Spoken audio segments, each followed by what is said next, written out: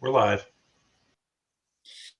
Well, good evening, everyone, and welcome to the regular May meeting of the Annapolis Education Commission. I'm Jeff McCrease. I'm serving as the chair this school year. We distributed previously an agenda as well as our minutes from our previous meetings. The agenda has been posted on the city's website, and I'll go ahead and read the items on the agenda for tonight's meeting. Excuse me. Number one, a call to order. Number two, our roll call. Number three, approval of prior minutes. Four was skipped. Number five, comments and questions and answers from Dr. Joanna Tobin, our Anne Arundel County Public School System Board of Education member. Number six, Mr. Christopher Beck, the director of the Stanton Center, has been invited tonight. Number seven are our standing committee reports. Number eight, any unfinished business. Number nine, new business. And then number 10, we'll finish up with our chairman elections and other elections for our positions here in the Annapolis Education Commission using procedures approved at the April 2021 meeting. And then finally, number 11, a motion to dismiss. Does anyone have anything else to add to tonight's agenda? Yes. Okay, please go ahead. I just want to, I'll bring this up during committee meetings perhaps, but I just wanted to tell people that whoever's taking the minutes, I circulated an email at the beginning before the meeting regarding Annapolis High School PTA accomplishments for the spring, if that could be part of the record. Okay, I put that down under new business. Is there anything else from our commission members to add to the agenda? Okay, if not, let's go through our roll call here. Ward 1, Brianna Griffin.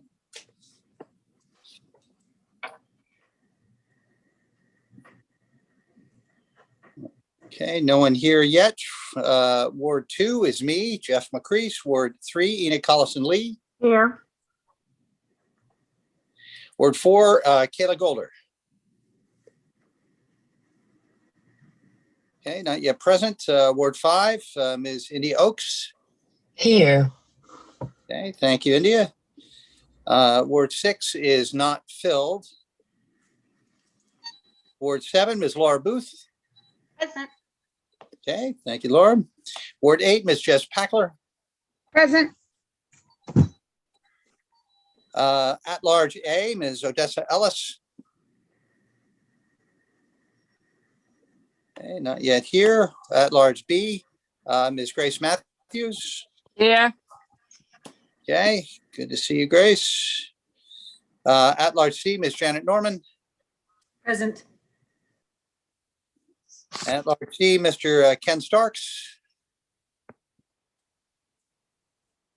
Not yet present. And our alderperson, Ms. Sheila Finlayson.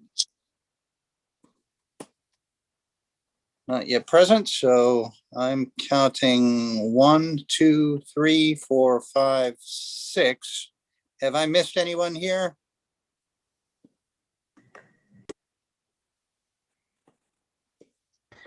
I think there's 7, including you. 1, 2, 3, 4, 5, 6. Okay, I'm sorry. I'm going to call the roll here one more time. Jeff McCrease is here. Enid Collison-Lee is here. India Oaks is here. Laura Booth is here. Jess Packler is here. Janet Norman is here. Okay, I'm sorry, Grace Matthews. Okay, so that's 7. Okay, according to my calculation, we have a quorum. I believe Brianna Griffin is supposed to be here tonight, but in her absence, Laura Booth, are you able to take minutes tonight? Yeah, yes, she said she would not be here, but that she asked me to take the minutes. So I will do so. I'll apologize in advance. They won't be as good a job as she does because she does. But I'll try. Speak slowly. Motion very slowly. Great. Well, thanks very much, Laura. But yes, she does take impeccable minutes. Okay, so we do have a quorum. Roll call is complete. Item number 3 is the approval of the prior minutes. Does anyone have any corrections, additions, or deletions from those that were posted immediately after the last meeting? I just had one technical amendment. This was an oversight Jeff acknowledged at the April meeting, but the line under B9 of new business should read that the new chair will take over at the June, not May, commission meeting. Okay, thanks. Thanks very much, India.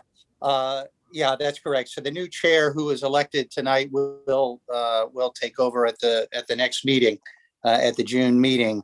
Laura, can you write that into the minutes that we'll make that change before last month's minutes are posted? Any other changes, corrections, or deletions for last month's minutes?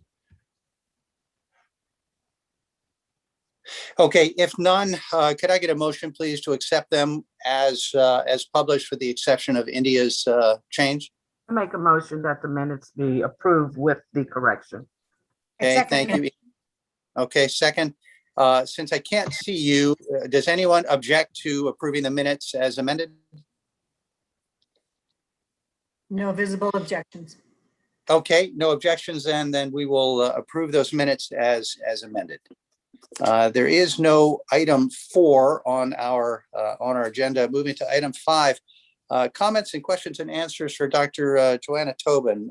Joanna, are you here, and can you hear me? She is not here yet. She is attending the listening tour this evening, and she said she would come to our meeting as soon as they wrap up there. I don't think there were many speakers signed up tonight, so she didn't anticipate it taking very long. But if we could maybe move her later on in the agenda or circle back to her. Sure. Okay, so we will put her later into the end of the program. Mr. Christopher Beck, the director of the Stanton Center, has been invited to tonight's meeting. Mr. Beck, have you checked in? He is not listed here. Okay, very well. We'll put him down at the end as well.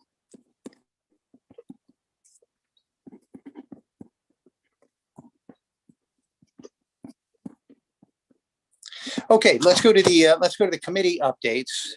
Then, does anyone have any updates to their committees or anything related to the standing committees here that they'd like to share with the group? Just that for school start times, the June 2nd meeting, I believe they will get the Prismatic report on the feasibility of adjusting the start times to healthier hours for next year.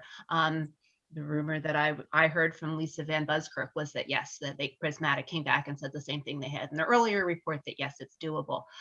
But that will be confirmed at the June meeting. Laura, June 2nd. Yeah, so can you repeat that? I'm not sure I understand. So Prismatics, The transportation, this changing school start times was a two-pronged approach, Right. or a two-part. First was, is it feasible? And then the second is, let's actually change the start time. So the first part was they brought Prismatic back at, I think it was one of the March meetings, and maybe possibly earlier. And they brought them back to work with the transportation department. And so they will give that report at the June 2nd meeting, I believe, if I'm getting the dates right, but it's the first meeting in June. And they will say whether or not it was feasible to adjust bus routes in order to accommodate changing the school start times. And from what I understand, that they're going to say the same thing that they said in the earlier report, which is that yes, it is feasible. So once the board sort of signs off on that, then the next step would be actually redoing the bus routes in time for a second semester rollout next year. They didn't think they could get it done by September. So Right. Hopefully they'll get it done when the board voted on it. They voted on it by having it in place by second semester of next year. Right. But with the working assumption here is that we're going to be in person in the fall, correct? And the start time for high schools will revert back to an 8:30 start time. Is that what you've heard? 7:30. It will, all the school start times will go back to whatever it was pre-COVID for the fall, including, which I thought was very interesting, if anybody saw, the virtual academy that they were launching showed a 7:30 start time for the high school, which I don't understand. All right. Well, this is a Board of Ed issue, and I'm confident that our Board of Ed members are all over this here. There's quite a bit of visibility here from the community. Okay, thanks for that update. Any other committee updates? On the transportation committee, our still collecting survey responses on the safety survey. We've garnered quite a few, but I'm hoping to get a few more that we can then send to Prismatics if they're under advisement of those. I also testified as myself, but based on the many conversations that we've had here over many years, as to at the listening tours that they're doing for next year, as to the need for transportation in our cluster in particular to represent our particular needs, and that the needs that we have in transportation, I don't think there's any question that, you know, our transportation needs differ from those elsewhere in the community, in the county, in terms of, you know, we're a more urban area.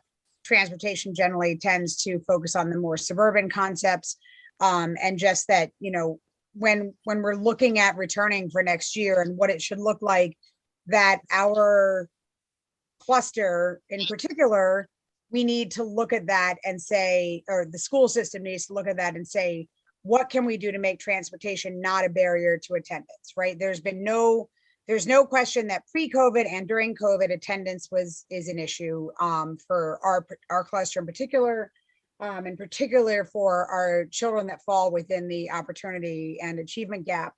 And so what can we do to make sure that that doesn't happen? So I testified, and I've been continuing to speak to our Board of Ed members about that, and about what the changes that can be made.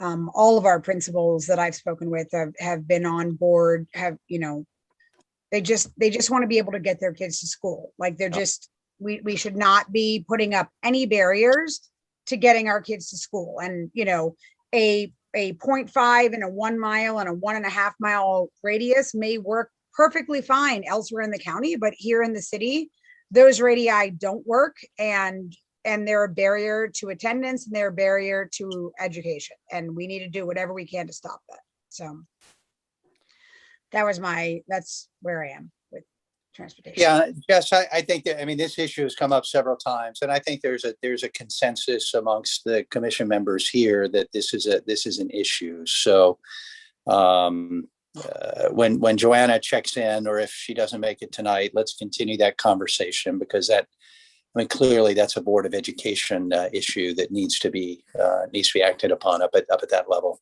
I'm confident we'll have the support here of commission members.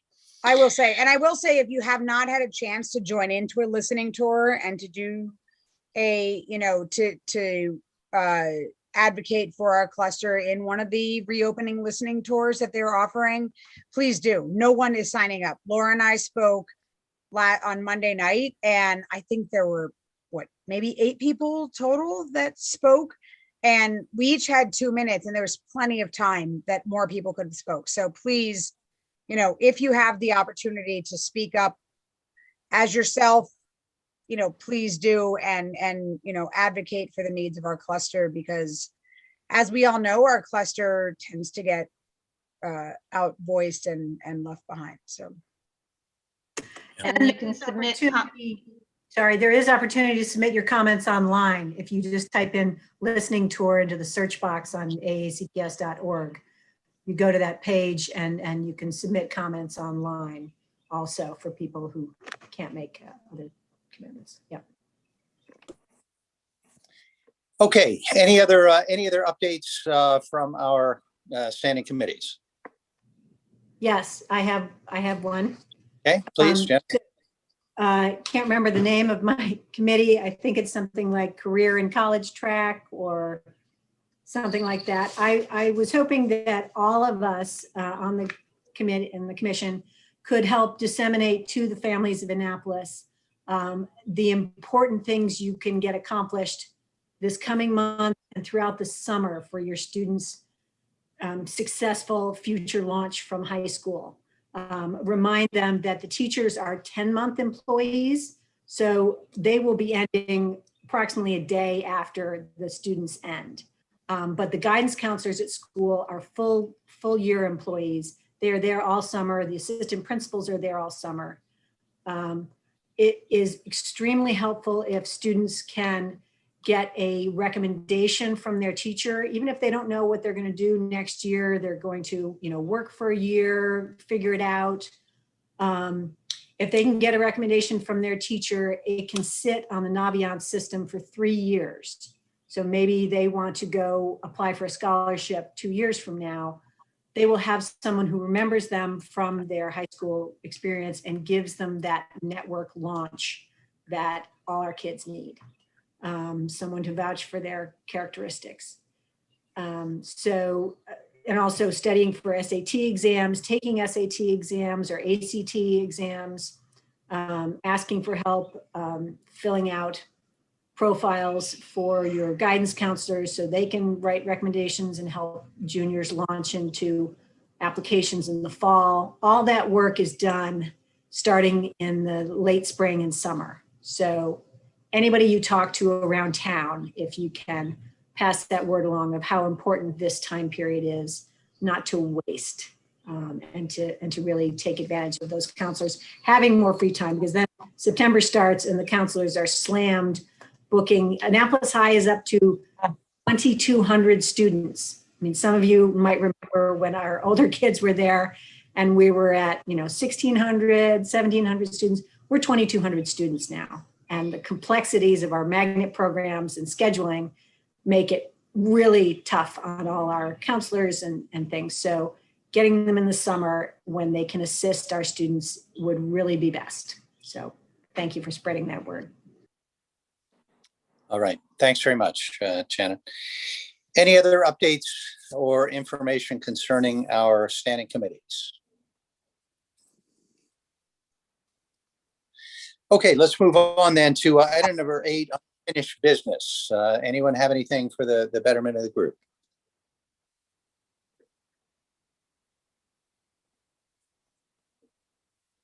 I just want to say we've talked a lot about the return to school, and I think it's really important that if we're all looking at the various return to schools, to make sure that we're looking at the numbers and the percentages of what is happening. So there has been a lot of discussion about, people wanting to return to school full time and 4 days a week, and that type of thing. And if you talk to our schools in our cluster, the overall response from our students and our families is under 50%. Sometimes it's less than 40%. In most of our schools, it's less than 40% that have elected to return to school full time, 4 days a week, or the 2 days a week.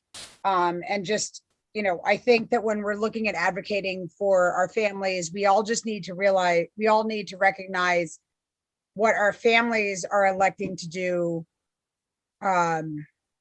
not so much what our personal preferences are, right? Our cluster, it looks very different in terms of return to school compared to the rest of the county on all levels, and has from the very beginning. But even as we've opened to 4 days, and even as we've opened to allowing more people to come in,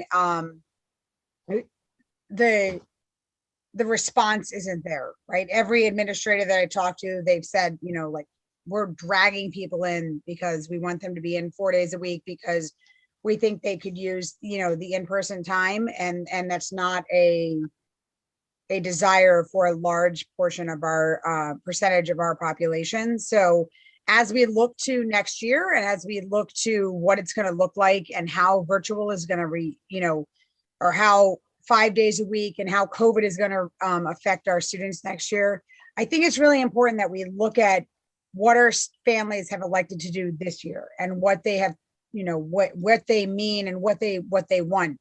There's a lot of discussion about 5 days a week in school full time for the fall. And I think that that's, a good possibility for many of our students and a good option. But some of the parents at the reopening at the listening town hall on Monday night made some really good points about first of all, COVID isn't going to be done, and the younger children are likely not to be fully vaccinated by the fall. And if families aren't feeling fully confident in having their children in the school 5 days a week, but they don't want to be they don't want to opt to the full-time academy, which means they have to give up any magnet programs that they have. They have to give up any charter programs that they're in. And they have to give up their connection with their local school. I mean, that's, I know for my family in particular, connection with our local school is huge. And as much as if I had, it's sort of a choice between health and safety and losing that connection with our local school. And that's a really big and really difficult choice, for us to make. And I think for a lot of families to make. And, given that we have, more than 50% of our families have still chosen to remain virtual, I think that when we're looking at what's happening and what's going to go on this summer and how it's going to look in the fall, we just need to keep that in mind. So I just wanted to say that because I've tried to look at the numbers and I think it's really important. Thank you, Jess. Any other discussion on that issue of back to school in the fall? Yes. I just want to build on Jess's with some data from Annapolis High. So our principal Jelinas informed us that prior to the push to get in school 4 days a week, Annapolis High started out with approximately 640 students coming back for the initial opening of hybrid, and then kind of crept up to about 900 students out of our 2,200 coming back for in-school instruction. And so of those 900 families, last Friday, the school system had to contact every one of those 900 families to tell them of the changes at the Board of Ed and how that would affect, eating, drinking, spacing in the classroom. So instead of focusing on end of the year, focusing on the 40 other things every administrator needed to do to make learning successful and to launch our students, they were distracted into that effort. I also want to bring up a motion that passed at the Anne Arundel County Council of PTAs that we unanimously voted that I don't know the exact wording of the motion, Laura. It was something like AACPTA recommends that AACPS continue virtual instruction for the students, especially in the Annapolis cluster, in the opportunity gap. Because Dr. Arlotto has said there's no way he's entertaining any sort of hybrid virtual instruction. And we know from Justice Transportation Report and other things, and our Alderman Gay, who's testified that when our students miss the bus, they miss an entire day's instruction. Or if they have to take care of a sick sibling, they miss an entire day's instruction. And so it sets us back so much further. So I would hope that the Annapolis Education Commission could promote that adopted motion from AACPS, AA County PTAs, to request Dr. Arlotto consider funding classroom cameras that are better functioning than the laptop camera that the teacher can actually teach like they do in other systems, like they do in colleges. You can teach the in-person and the learners who are out of the room. Thank you.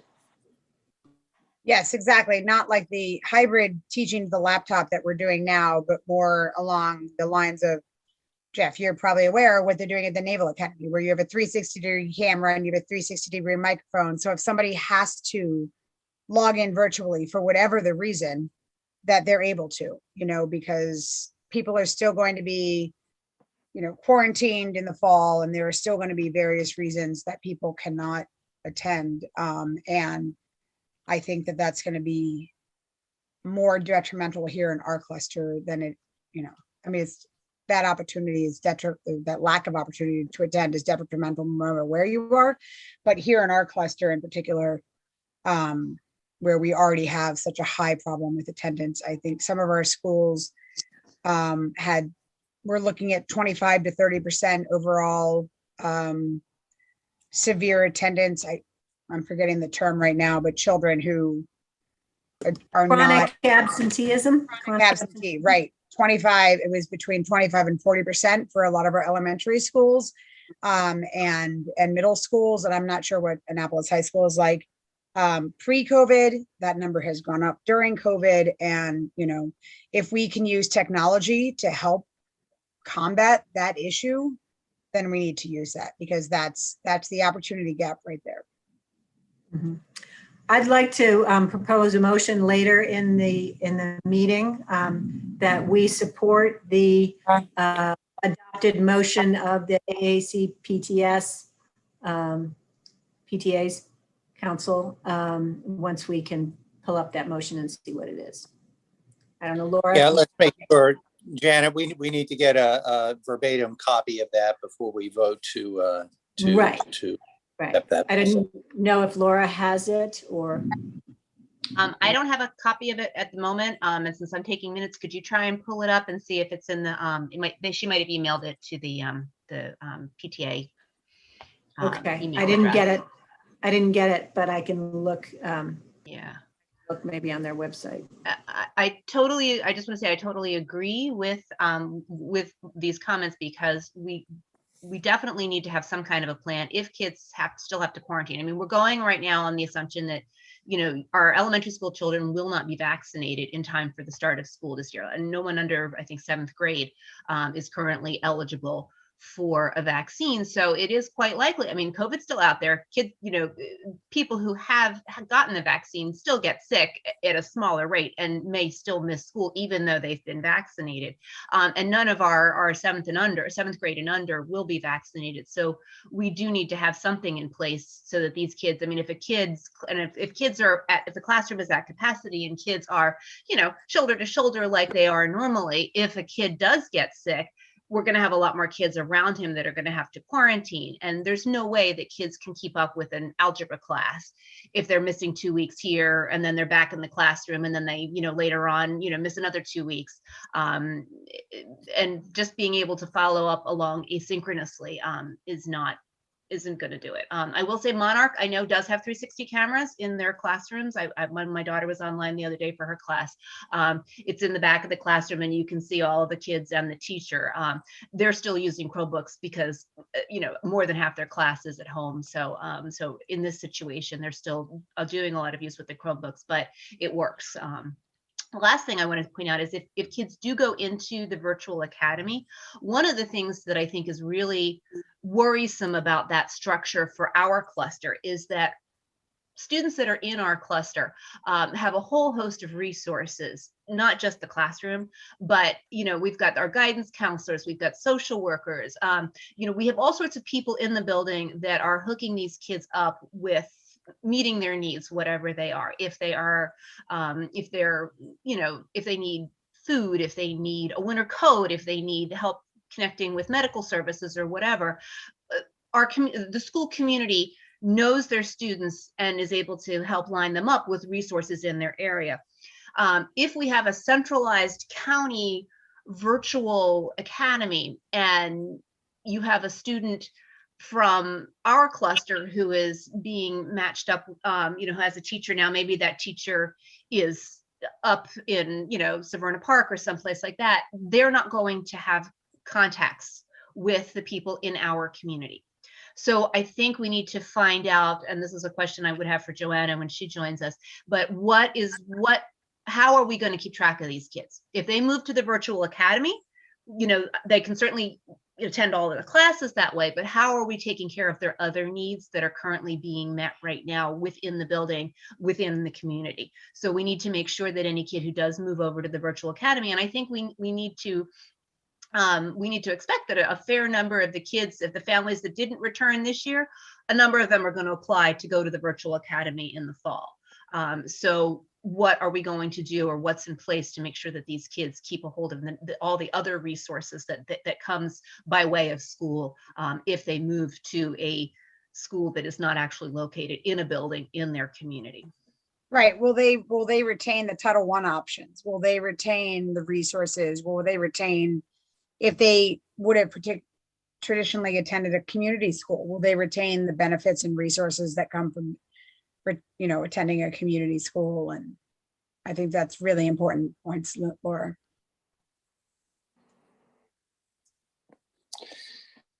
Okay, well, we're still on new business. Have we pulled up a copy of that previous motion? I just reached out to Mallory LaFawn, the president of the Anne Arundel County PTA, and she's gonna send that to me. But I saw that Joanna came, so maybe hopefully in the time that Joanna gives her update, maybe Mallory will get that information to us.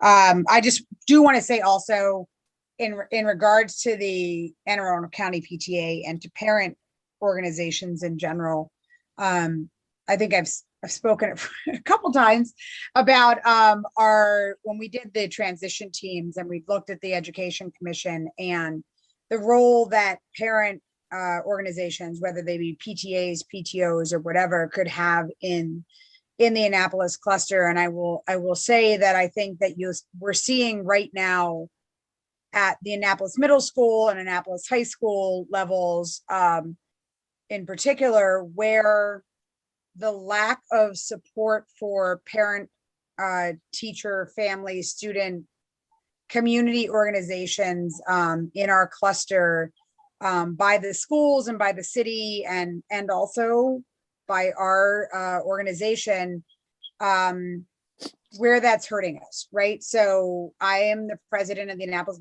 PTSA, and we have 5 elementary schools that come into our schools. 2 of them have PTAs. And so 2 of them have organizations that have some sort of structure in terms of parent involvement. Not that parents are not involved in the other 3 schools, but in terms of structured parent involvement and getting those, parents' involvement. And we have a lot of 8th grade people, 8th grade parents that are moving on. And I know Annapolis High School has a lot of senior parents that are moving on. And the lack of the support for community and parent involvement at the elementary level is really starting to hurt the organization and support and strength areas at the middle and high school levels. Not that it's not really starting like hasn't happened before, but it is hurting and it is continuing to hurt.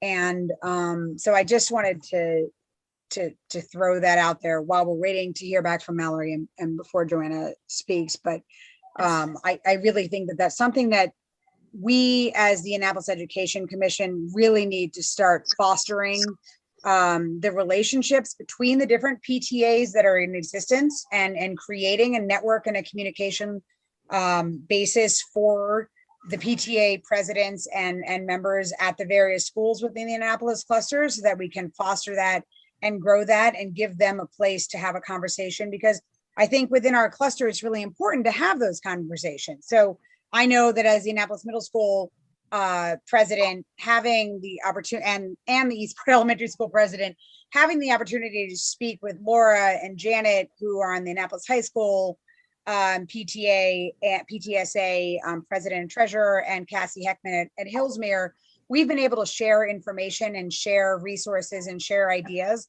which is really important. If we were all 9 or 12 of our schools that were sharing that information, it would be even better. And it would, and that's something that would benefit our entire cluster and all of our students. So I just think as far as new business, I would really like to see our commission work to engage with and work with the existing PTAs, PTOs, and parent, and however, whatever organization it is at each school that's existing, because some of them have different organizations, and then also work to foster the creation of those organizations at schools that do not have current programs, so that we can, create a diverse community that supports each other and can support our students in what we need. Because if we're all working as islands, we're never going to get to where we need to be. All right, thank you very much. I understand Dr. Joanna Tobin, our Annapolis Cluster Board of Education member, has checked in. Joanna, is that correct? Yes, I'm here. I apologize for being late. We had our last listening session with the board. So I jumped off as soon as that was done. I will tell you from the listening session so far, it was the one that covered the Annapolis cluster that we've heard the most from. So thank you to those of you who, some of you on this call who were part of that.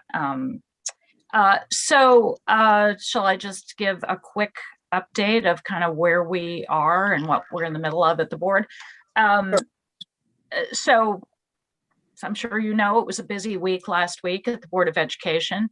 And so we are proceeding as was frankly happening before those meetings. I think more students are coming in 4 days a week around the county where there's space and where teachers and midday monitors, et cetera, are available to help with that. That was a lot of the focus of last week. I came in the middle of Laura's comments, and we did get our first brief presentation last week on the virtual academy, but we are going to be seeing a lot more later on because it has frankly yet to be approved by the board.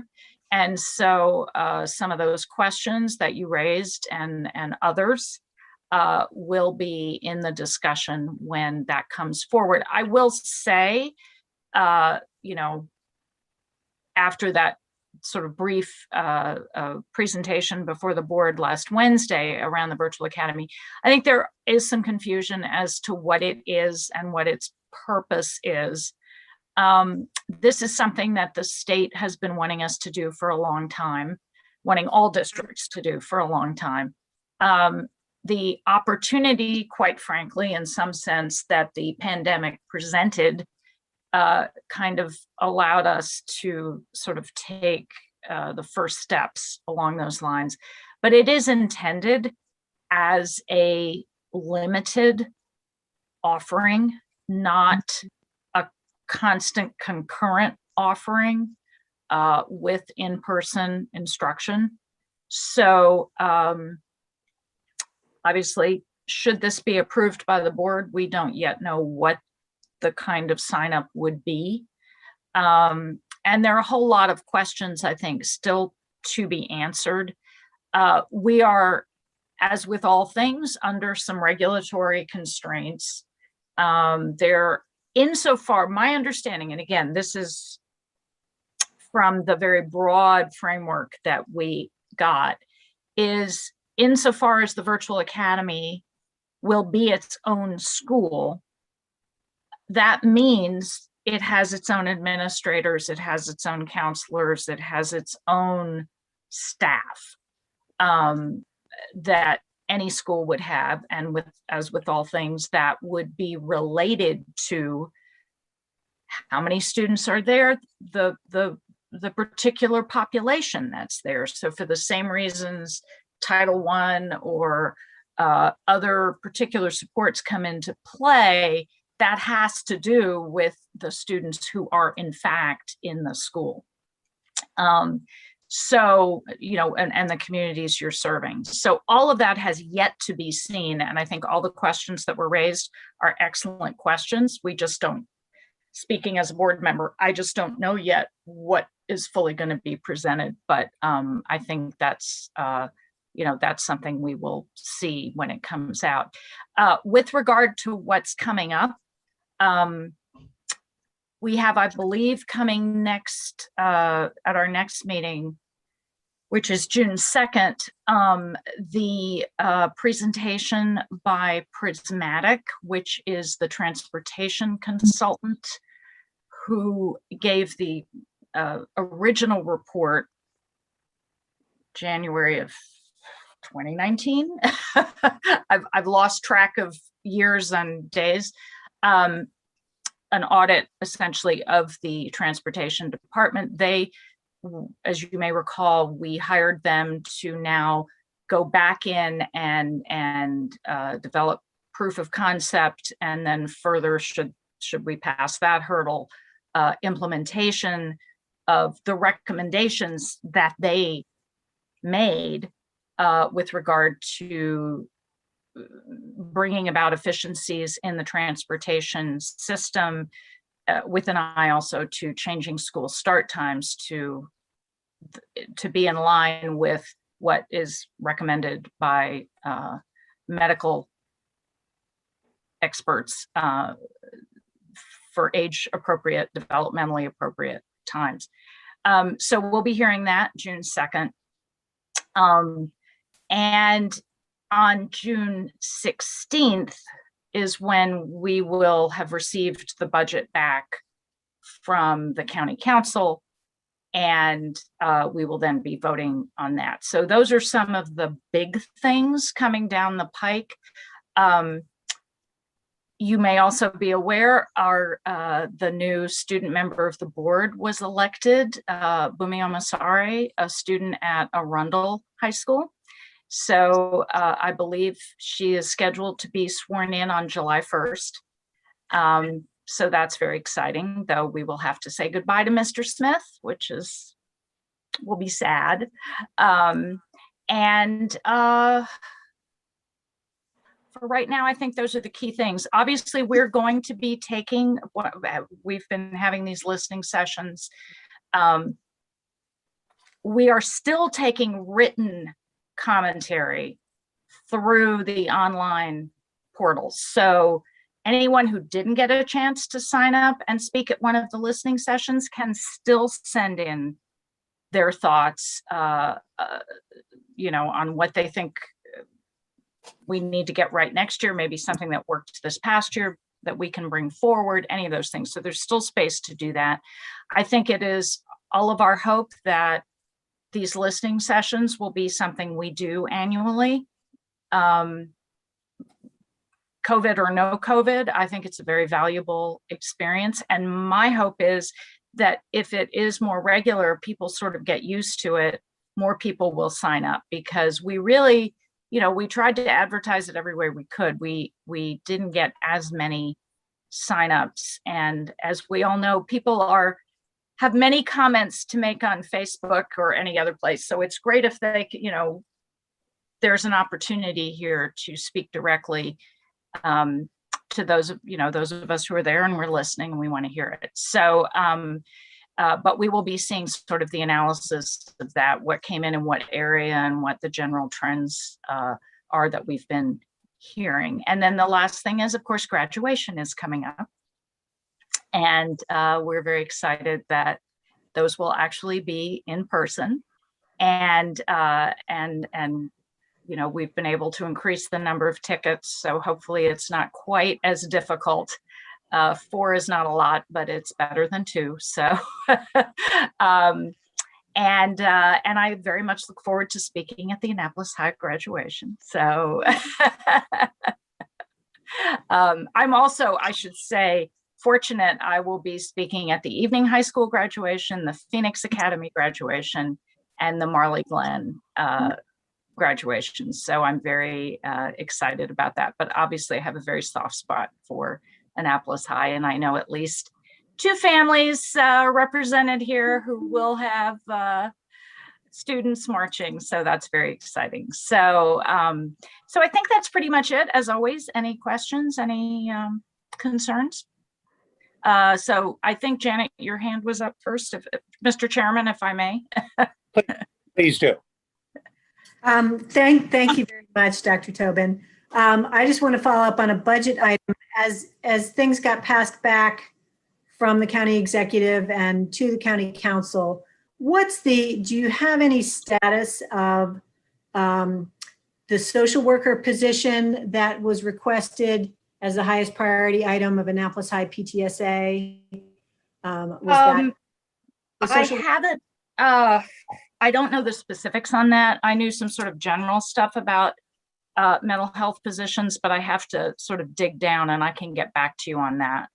Okay, if you could, please, that's been our highest priority item for several years. Right. And we communicated that to the board, and I don't know how well it's been communicated to the Right. county council. My other question was, something regarding Annapolis High, and oh, for the listening tour, I'll make sure our PTA members know of that opportunity. Yeah. Just so you know that unfortunately, maybe it would have been nice if this listening tour was a month ago. The timing is awful. Our Yeah. people are exhausted. Our people are trying to push their I understand. Yeah. the end of the year.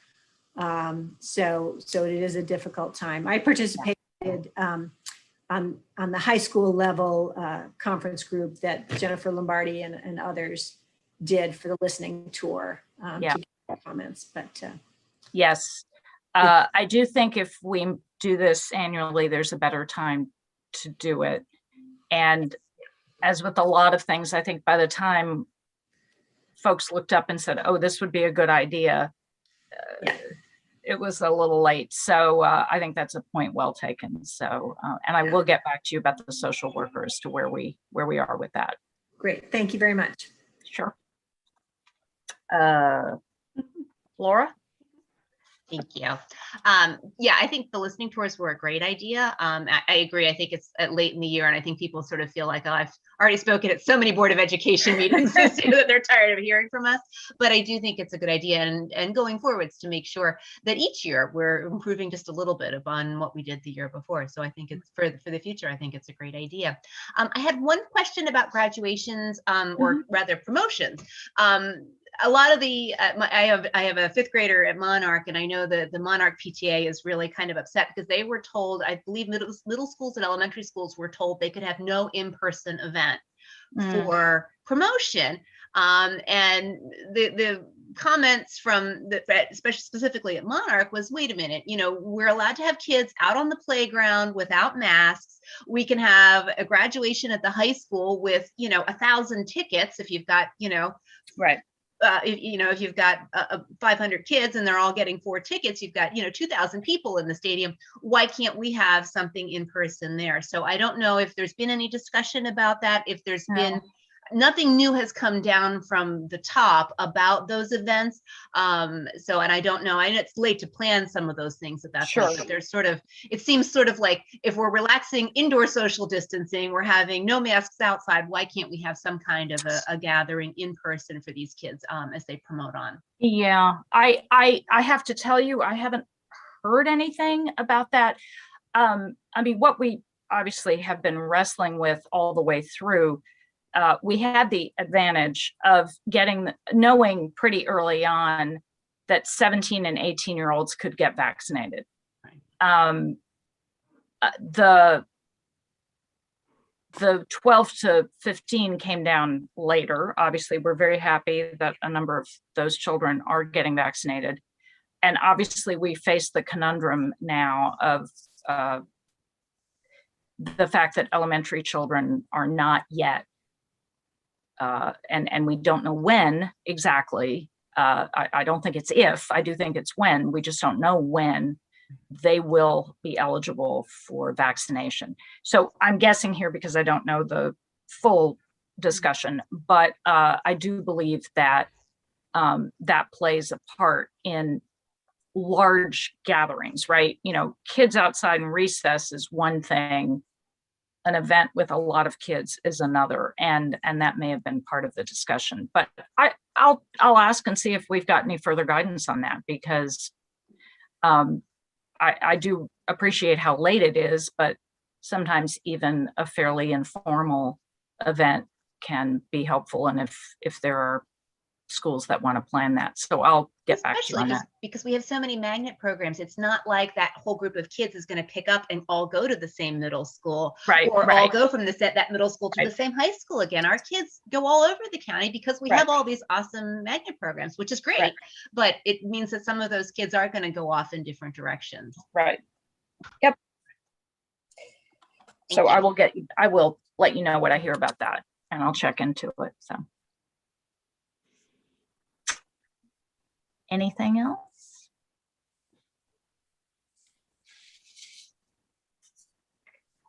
I'll ask one more question. just regarding the virtual academy, when they say it's limited, have you heard any number, or have they given you any number? I mean, are we talking limited as in 5 kids per grade, or are we talking, like 1 class per grade, or? So limited is what I mean by that, because what was said to us in the presentation last week is, I mean, we really don't quite know what the numbers are. So limited does not mean a quota, so to speak. What it means is the reason for it, right? That there are specific considerations around the children who apply, that there's some reason that being in person is not workable for them. What those reasons are could be numerous. But as I said, I think sometimes, especially having gone through the hybrid that we have and the virtual, in some people's minds, it was sort of a continuation of the virtual option with a hybrid structure that we currently have. That is not how it is intended. Quite frankly, we don't have the funding to do that. We've basically been running 2 programs simultaneously, and teachers can't, on a sustained continual basis, teach both virtual and in-person kids at the same time, right? That's, I think we all understand why that's so difficult. So this really is a way to enable families who, for whatever the reason, it's not going to work for their student to be in person, to have that option. So limited has to do with that, rather than just, well, today I feel like going virtual, tomorrow I feel like being in person, kind of thing. So is that helpful? Yeah, I guess my question is, when they talk about kids having to have a reason, I worry that we're going to have kids have to qualify to get in. Like they have to have a 504, or they have to have an IEP, right, as opposed to the kid, like I have a high school student with ADD, and his grades immediately, when we shut down and he started attending classes online, even as, last spring, when we really didn't even know how to teach online, but like his AP physics teacher was online, like the very next day was like, okay, this week we're online. And my son's grade in AP physics, which was the hardest class he took in high school, his grade immediately went up. And he said, this is great. I can focus so much better than I could when I was in the classroom. And he was able to go back and rewatch lectures, so that like he could rewatch the pieces of it. So if there was something that he missed, he could go back and get it again. And he said to me, oh, I wish I could have done this all along. And I'm sure he's not the only one. Oh, yeah. So I don't, or like a kid who has like really bad social anxiety, wouldn't have an IEP or a 504, but may say, wow, this was so much easier for me. I felt more comfortable participating in this way. And I believe, and again, as we get the fuller presentation, and these are the questions that we as board members will be asking, and it's certainly a question I intend to ask, that is the intention, right? There are children for whom this really is the better option. And it's demonstrable, right? It may not be demonstrable in the sense of a medical issue or something else, but it's demonstrable for the success of that student. So I think that's the thinking, and that can be there can be multiple reasons for that. So I think that is the intention. But again, we have yet to approve it, and our approval is based on, getting frankly, a full presentation. We just got kind of a 50,000 foot outline last time. So that's kind of where we are. So thanks. Look forward to hearing more about it as they flesh it out. Yes, there's much more to be said on this. So India, I think you were waiting patiently. Just a note, busing to the individual promotions is an issue too. No one from Robin Wood is in person at Hillsmere, so how will they come to the car line to do the 5-minute promotion ceremony? Other parents are offering to help, but we shouldn't be in this position. Yep. Thank you. Same situation at Annapolis Middle School. Yeah.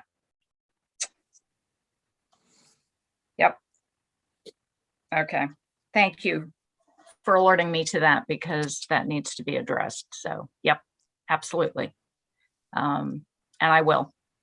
As we know, and I can tell you from sitting on the board, you know, all my colleagues are all working diligently, but the Annapolis cluster is unique in many, many ways in this county.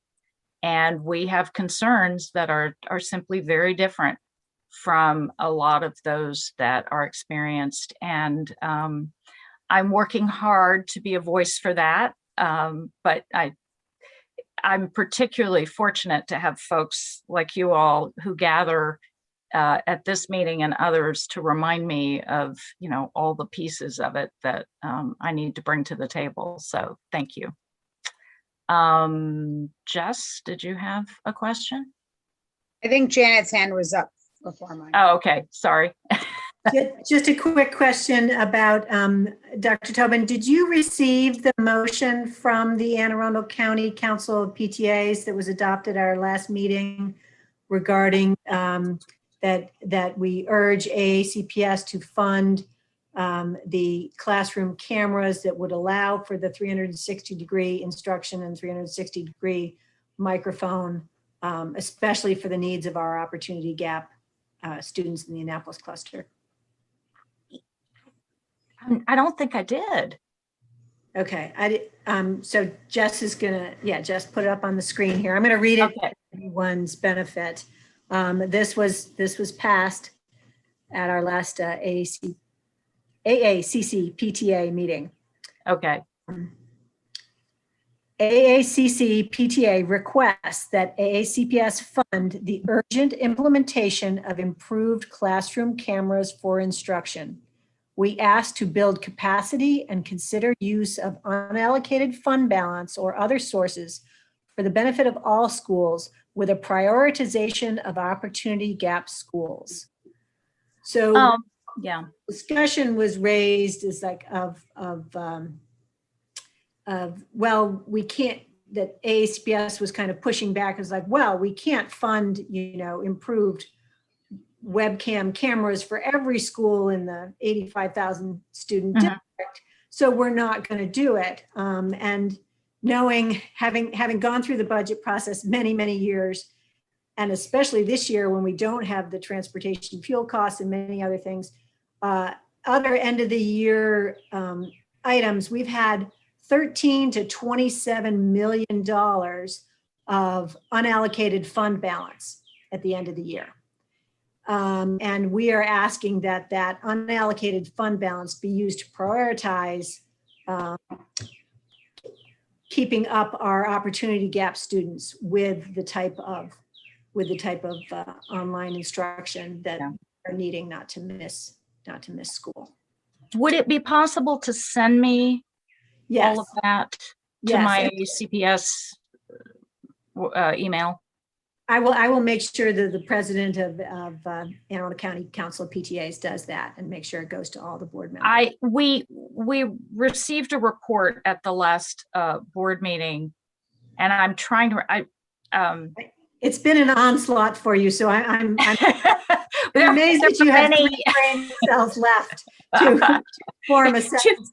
two board meetings in 3 days is sometimes the brain cells don't quite keep up. So I apologize if that was part of her report and I missed it. So No worries. I just wanted to let you know Yeah. about it now because earlier in the meeting, I talked with our chair, Jeff McCrease, about making a motion from Annapolis Education Commission to support that AAC PTA motion. And I just wanted you to have heard it before. yes, yeah, that'd be great. Thank you.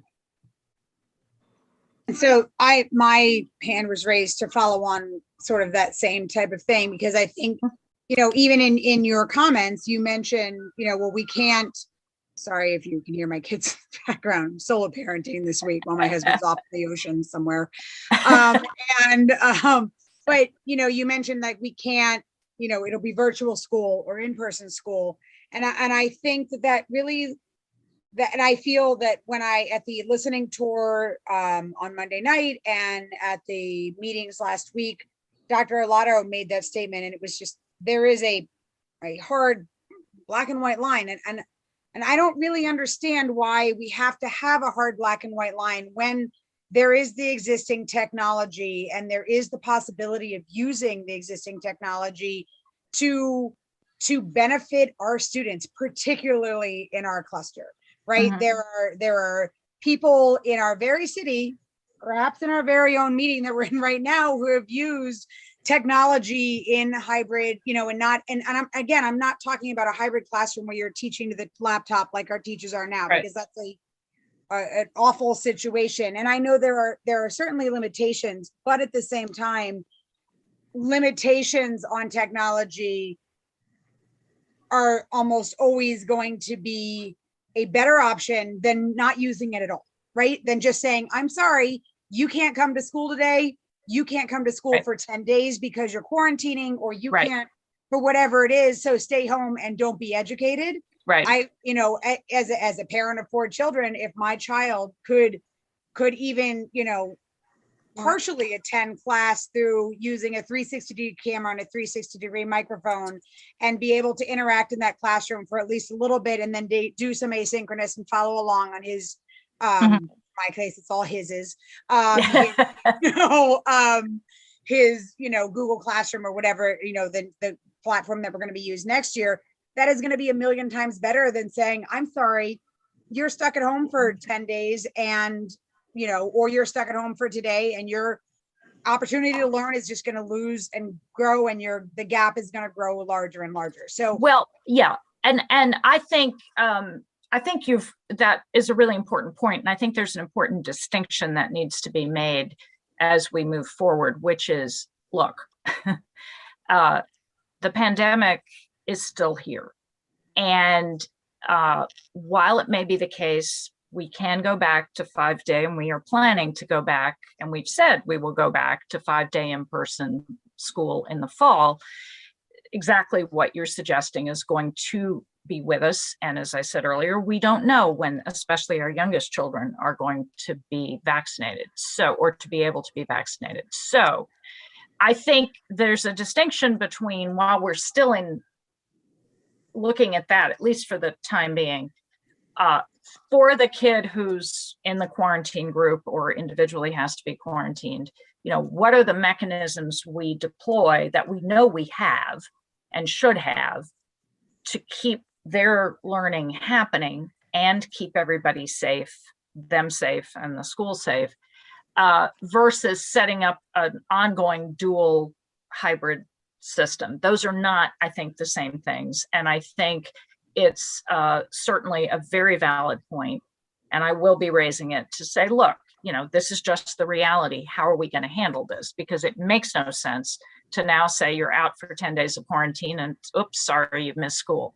So I think there's a way, and my own sense is there's a way to do that, to make sure that that possibility is there. It's not, as you said, it's not going to be the same as having a hybrid class, right? It's not going to be the same as,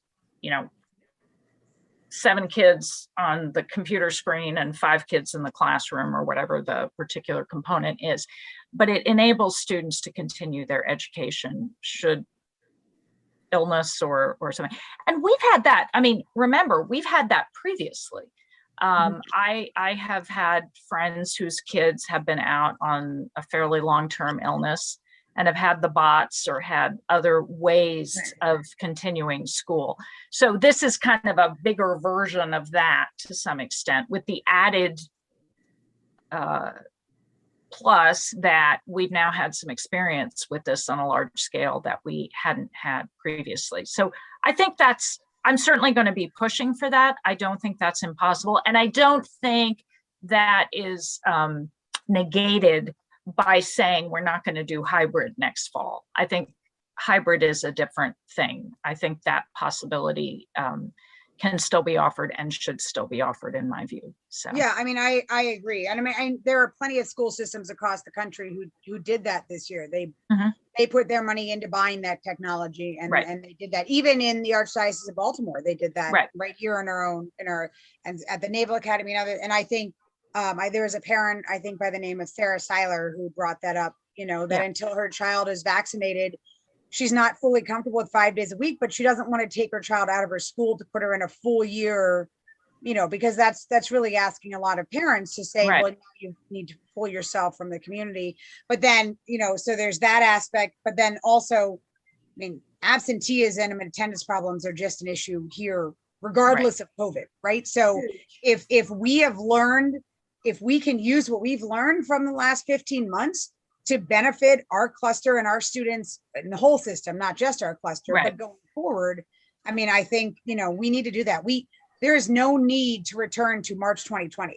Let's return to September 2021 and Better. take what we learned and use the money. I mean, there's money in the COVID money, you know, the CARES funds, there are funds out there and there's money that hasn't been allocated as Janet was saying. So Yeah. let's use that to make a better system for all of Yeah. us, because, you know, we need that.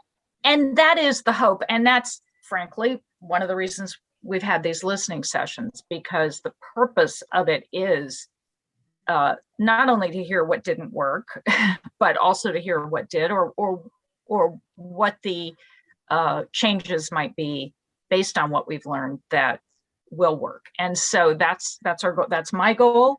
I think it's fair to say that's the goal of the board. And those are exactly the kind of things we're going to be looking at. And I think there's a national story out today, and I can't remember which education journal it was in, just frankly to the effect that absenteeism has been much higher across the country through this than we've really understood throughout the pandemic. And we're beginning to sort of understand what those numbers really look like. And I suspect we're not a whole lot different in this district and in this particular cluster on that count. So I can tell you that at Eastport, our attendance was one of our biggest priority goals right.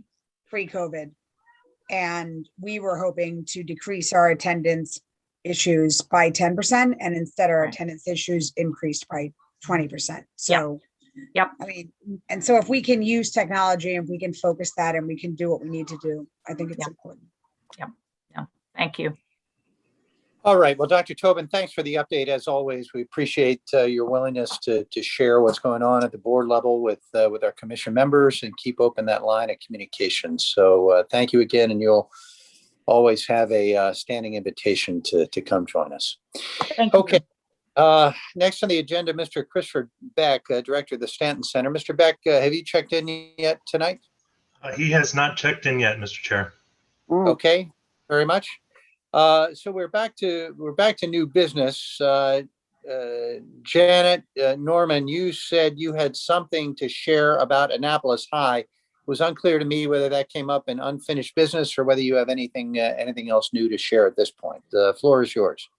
Sure. I have two things depending on what you want to do. So I'd like to make the motion regarding the AAC PTA adopted motion. If I can do that now and then give an update on Annapolis High. Thanks, Jess.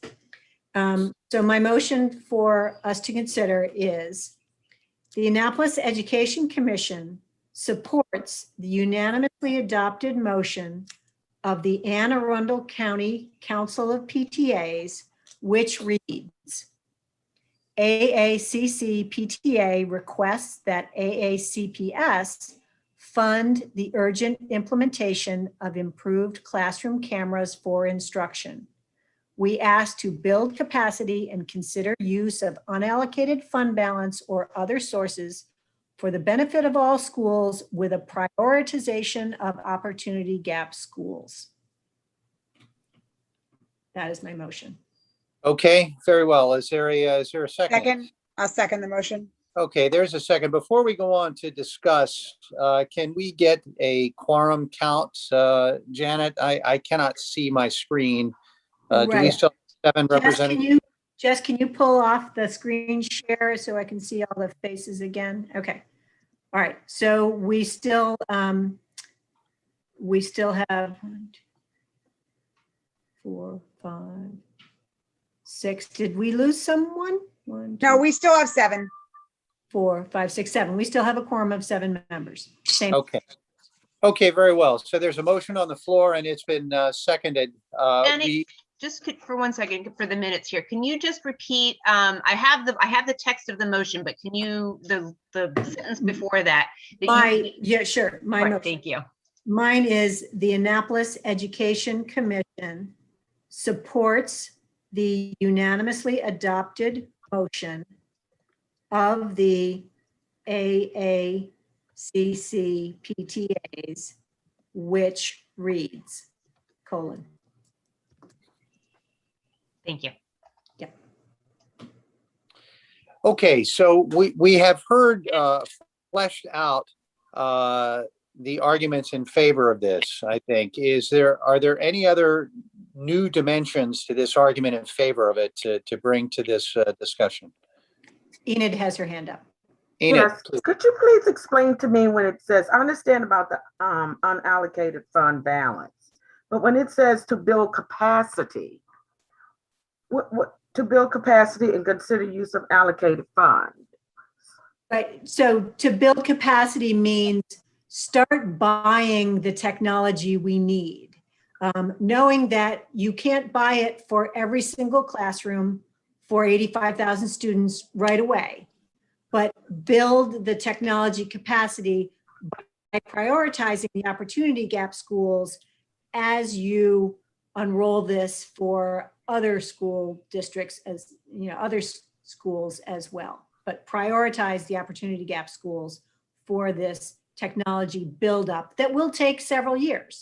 We will not be able to fund everything we want immediately. Could we add technology in there? Would it make more sense to say we ask that you build technology I'm not going to capacity? change the motion adopted by AACC. Okay, right, okay. So, It just, if so, for someone else, they may not. right. Right. So there is a preamble to their motion that I'll read the preamble. It just says, okay. So the preamble in their minutes that can be submitted also says, at our last meeting, there was a general conversation surrounding continued virtual learning for quarantine students and/or classrooms during the 21-22 school year. We do not want these students to fall behind, so the following motion was made and passed. So that was the preamble. okay, so are there any further arguments in favor of adopting this? I just think it's a really important, we need to, this needs to be an emphasis for our school system, particularly for our cluster. Okay, arguments against it.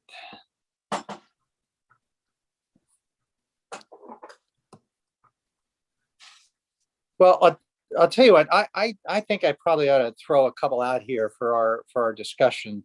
I think most of you know that part of my duties over at the Naval Academy for my day job are teaching in the classroom. Teaching in a hybrid environment is really, really hard, right? And I think we all know that. Joanna Tobin said it.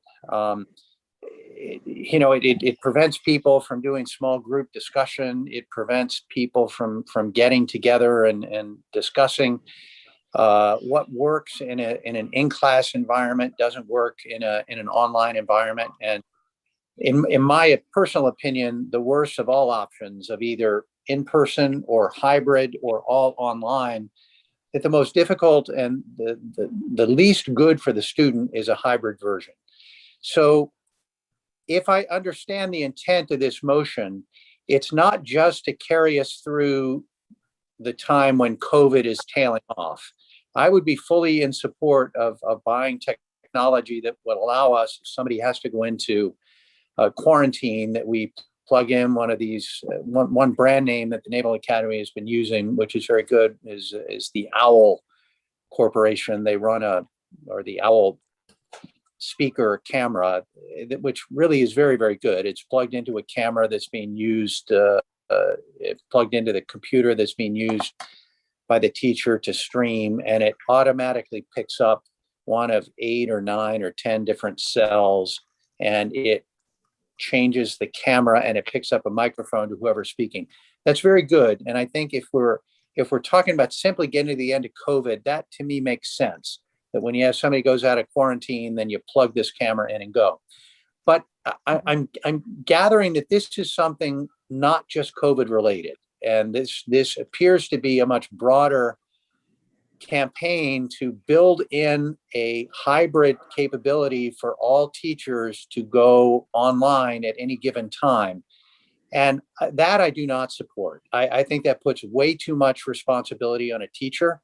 I have privacy concerns about having every class streamed to who knows where. I think it gives extra incentive for people to stay at their home and not show up for class, which I think is a very, very bad emphasis. And I think it really makes it very tough on the school system.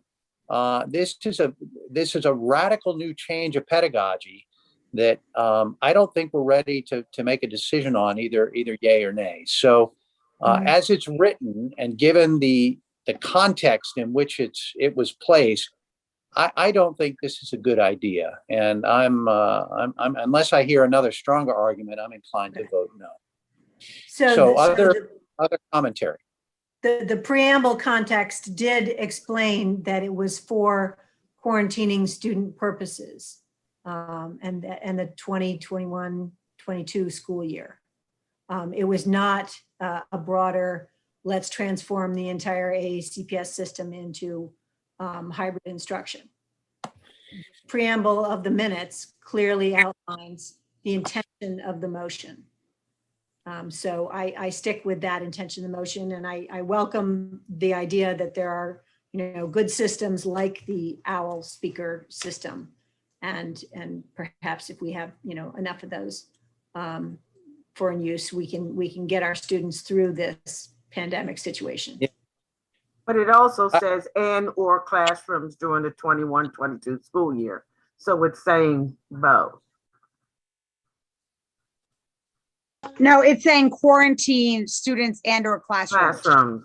Like in the There event can be that an entire classroom is classrooms that are quarantined quarantined. versus one student, Yeah, entire classrooms are quarantined. right? Or- So like if an And/or entire classroom, classrooms during the right, if an 21-22. entire classroom has to be quarantined and the teachers in the classroom and teaching, they could use the OWL, for example, technology to teach to their students who are quarantined at home rather than having those teachers offline those students offline for 9 days. So if one student or an entire classroom is quarantined, they will all still be able to access technology.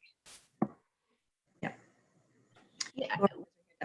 One of the things that I have not heard going forwards, and I don't know if there's been discussion, I'm sure there's been discussion amongst the teachers, but again, if we're back to full capacity, we've got a lot of kids in the classroom. There's going to be kids that are within 6 feet of the teacher's desk. So there's conceivably teachers will have to quarantine. So this is sort of a question for Joanna, but I mean, are teachers going to be using their vacation time for that or their sick leave? Conceivably a teacher could be out periodically. And where I get concerned is I start thinking about the kid that's struggling in a math class. A substitute teacher who comes in to cover a foreign language or algebra or something like that, that's not their area of expertise, then what happens to that whole class?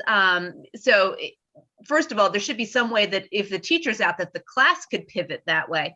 But also for a kid who's trying to keep up in a subject like that, if kids are out I really worry about our math, specifically, my background's mathematics. I worry about math. Kids being out of math class for a quarantine, even if they're just, maybe twice during a semester, that kid could fall. Math class builds on each other. So if a kid keeps missing class because of, the kid next to him, maybe this kid on one side gets sick and now this kid on the other side tests positive, that's not that kid's fault, but that kid is now at serious risk of never catching up, because that's the way math is. It's not like if you, really miss out on US history, that's okay. You can catch up with world history next year. They don't really build on each other, but math, it's so important not to miss steps that I worry what happens to kids if they're going to miss out. I know there was some discussion, Dr. Arlotto said at one of the meetings that would just be handled asynchronously through the new learning system.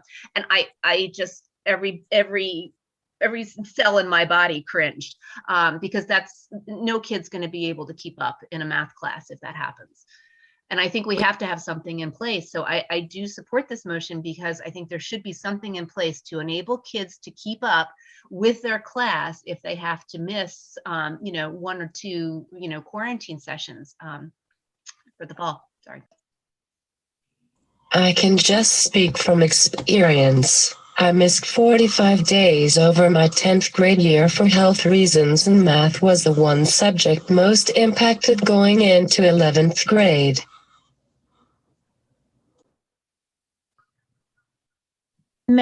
I know you're discussing a motion. Can I say a couple of things? Sure, please, Joanna. Floor is yours. So I think the various arguments that are being brought forward all have merit. And I think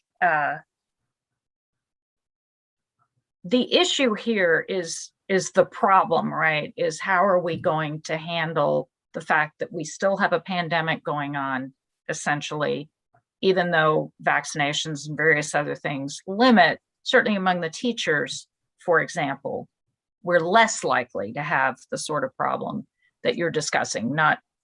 It's not impossible, but I guess I would suggest a motion like this is always from the point of view now of receiving it, so to speak. The solution has already been determined in the motion. And I think there may be multiple solutions to the problem that you're talking about, but I think the problem really has to be fully explored, in my view, to fully grasp what we're looking at. And I think it's sometimes tricky to sort of hand something like this over, because now what we're really debating is, do we buy cameras or not buy cameras? Because that's been determined to be the way to answer the problem. And I'm not saying it isn't, but I'm saying the problem is actually a fairly complex one. And it may need more consideration than simply buying cameras. Buying cameras might be an answer. And I should also say that it was generally the policy, and of course, a lot of this actually occurred before I was on the board, but following it, this is what I've seen. Essentially, the policy was to take, the money, the resources to handle what schools were confronted with. Principals had a certain amount of discretion in how they allocated the funds they were given. So different principals made different determinations about what they, based on working with their staff, what was needed. So I toured Glen Burnie High School the other day. That principal happened to have decided that buying some of these kinds of cameras was what was most valuable for him and his staff. And I was in an art class where they had it, and it was tremendously useful for that teacher. Other principals made different decisions about how to allocate their funding. And again, that was based on their assessment, working with their teachers and in their setting of what would be most useful. And so again, this is also sort of a district-wide decision that this motion is looking for. And so I just throw that out there because I think sometimes it can be putting the cart before the horse a little bit to focus in on the one answer to the problem, rather than thinking through the various different pieces of the puzzle that I think have to be considered to really get to solving the problem that we're trying to solve. So that's just my, my input on that. Okay, as the motion maker, I would say that my intention here is to indicate a willingness that this problem should be addressed. Obviously, had we made motions and submitted them to Dr. Arlotto and he adopted them, 5,000 times in the past, we would have hesitancy in directing him to do something specific. Motions are more of an intent to act. Please act on this issue that we are communicating to you. You know, obviously our motions are completely non-binding, but they are an indication of urgency to act on a situation. You have an entire opportunity gap report that was presented, you know, multiple times to the Board of Ed and now sits, you know, somewhere in a nice place. And how are you implementing it in the Annapolis cluster, the opportunity gap schools? So we see this need. We see one or more possible solutions that we're stating in this motion, but go ahead and pick any other solution that is going to fit the need we're expressing. So, but without us expressing the need, they're going to say, well, you know, 5% farms populations Vernon Park, you know, maybe we don't want them to do that. And 60% farms Annapolis High, maybe they should or shouldn't do this, but we're not addressing the opportunity gap schools. And not saying prioritize the opportunity gap schools and tell us you're actually going to act on your opportunity gap report. So that is my intent with the motion. Okay, very well. Does anyone have any new substantive arguments here to make with regard to this proposed resolution? I would just like call the vote. Go ahead, Jess. Okay, the vote's been called. Is there anyone who objects to moving directly into a vote? Okay, if that's the case, then we'll proceed to a vote. Janet, can you tell me, do we still have a quorum? We need 7 people. We do still have a quorum. Okay, very well. Let me read the roll since I can't see you here for a vote. Ward 1, Brianna Griffin, not here. Ward 2, that's me. I vote no. Ward 3, Enoch Cuddleson Lee. No. Okay, Ward 4, Kayla Golder. Not here. Ward 5, India Oaks. Aye. Okay, that's a yay. Ward 6, not filled. Ward 7, Laura Booth. Aye. Okay, Ward 8, Jess Packler. aye. Okay, at large A, Odessa Ellis.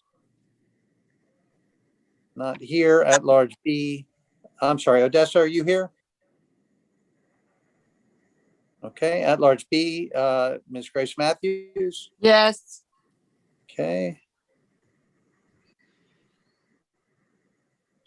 At large C, Janet Norman. Yes. At large D, Mr. Ken Starks. Not here. And Ms. Finlayson. That's not here. Okay, I'm counting 1, 2, 3, 4, 5 yays. The motion passes. Thank you. Laura, do you have that for the do you have the verbiage for the minutes?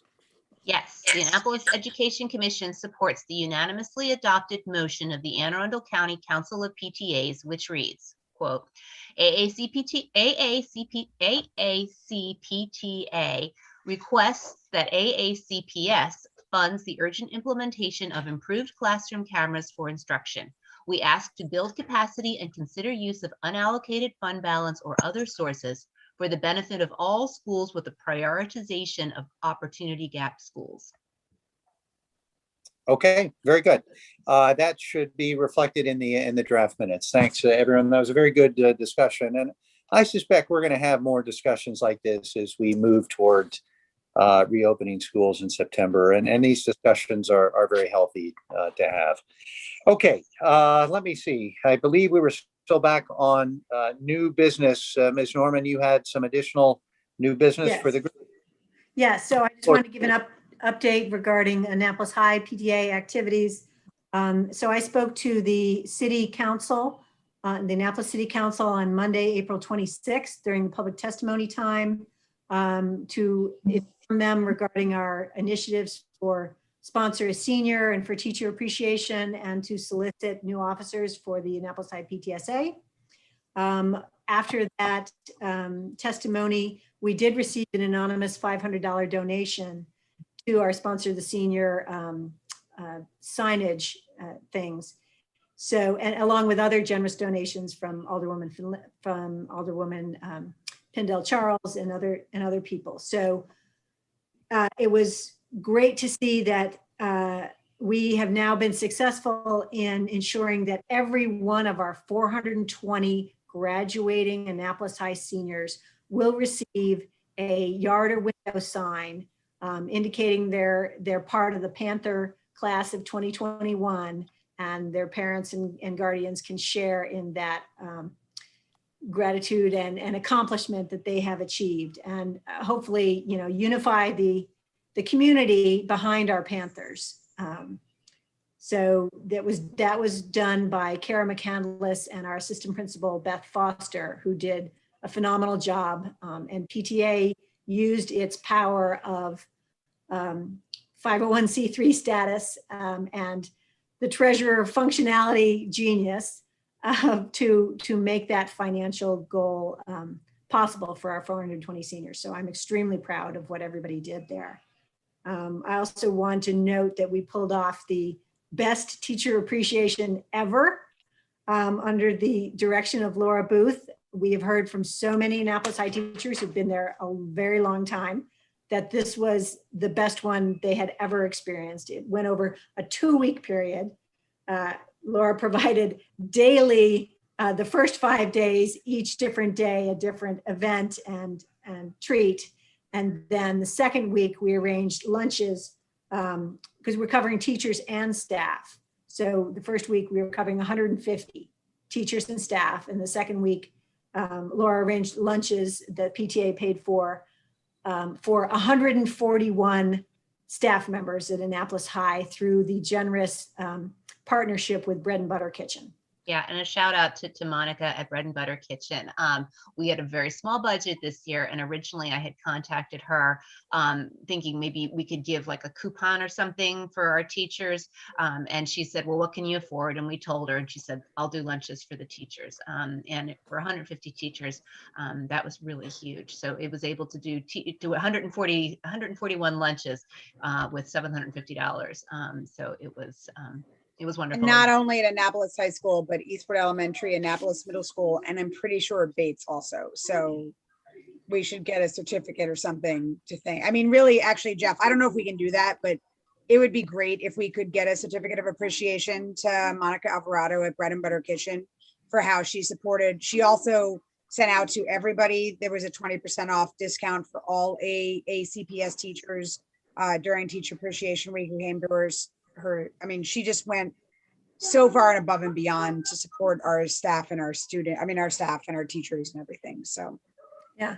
And I believe there's, Hillary, if you're still on, I believe there is an online form for submitting a citation request. There is, yes.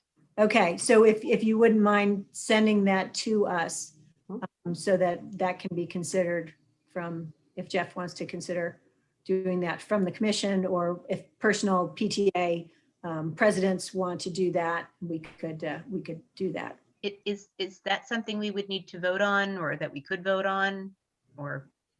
It's ceremonial. I don't know, Jeff, what you think. No, I don't think it needs to be voted on, something like that. It's non-contentious. Jess, whoever made the motion, if you would type it up and put it in a Word document, and I'll sign it, or the new chair will sign it, and we'll send that out. That's an easy thing to do.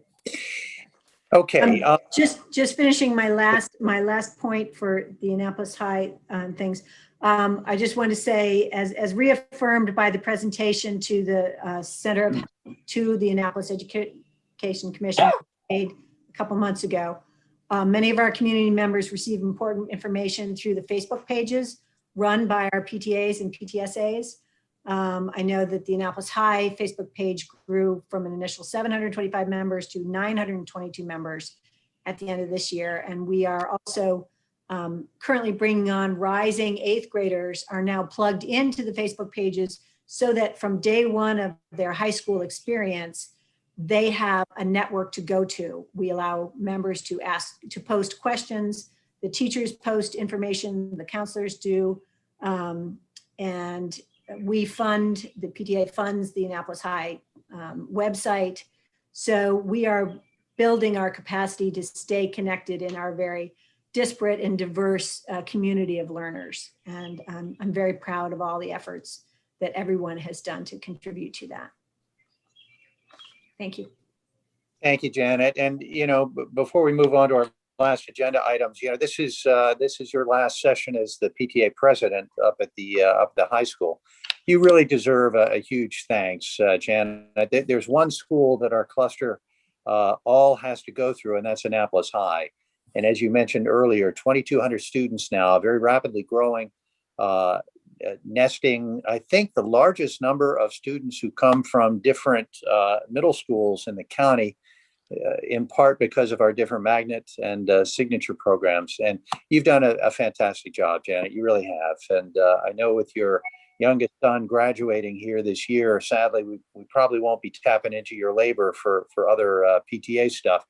But I will really, be. I still will be unofficially around to help and guide because I just can't help myself. But none of this would have happened without the triumvirate collaboration of Laura Booth and Jess Packler. Our accomplishments would have been, minimal without their skills to bring it all to happen. So I'm proud to be part of well, whatever modest powers we may have vested in us, please accept our thanks for everything that you did this past year. You did a great job in a very challenging environment. Okay, so I think we have gotten to everything on our agenda here. Is there any other new business here we need to get to? Item number 9.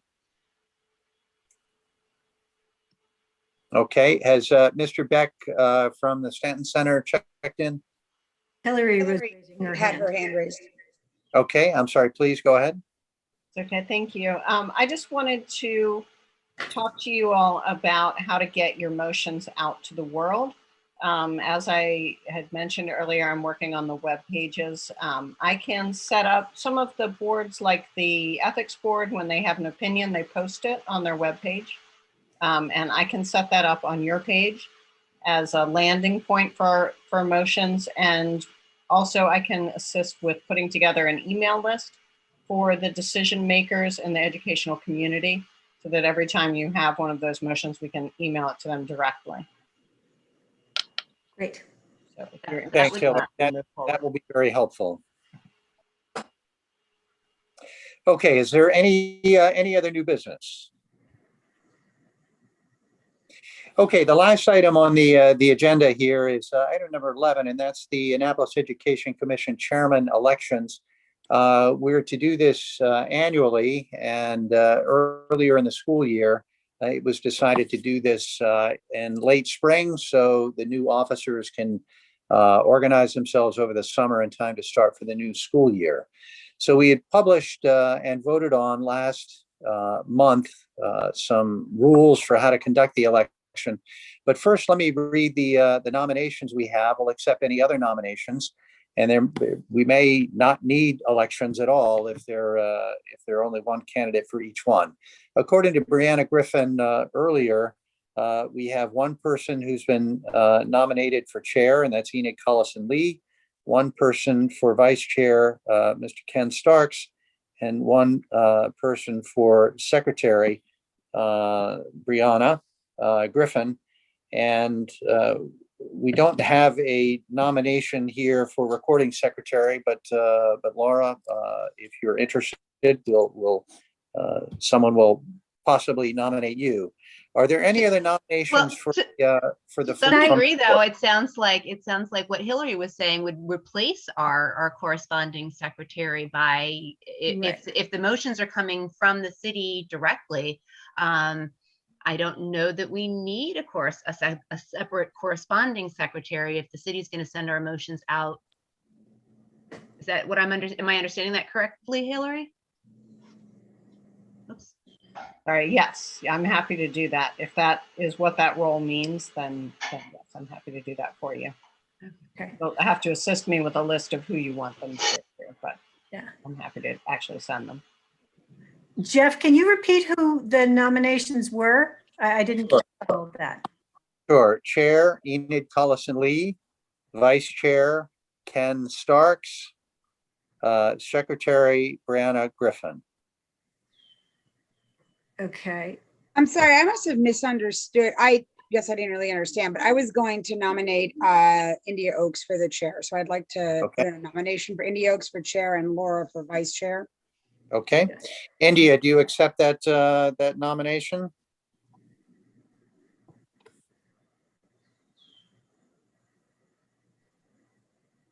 Yes, I accept the nomination. Okay, very well. And Jess for vice chair? I was gonna put in through Laura Oaks. I didn't realize we were supposed to Laura. submit them in advance. I thought we were waiting for tonight. Sorry. No, that's fine. We said last time we'll accept them up until the time of the election. So that's fine. So vice chair, I'm sorry. Whom? Laura. Laura Booth. Okay.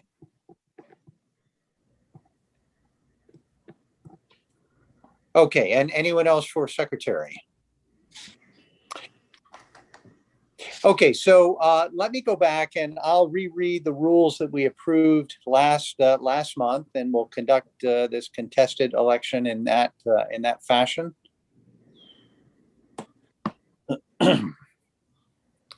So this is from the approved minutes from April 2021. Point number one, nominations and self-nominations will be taken until the night of the election.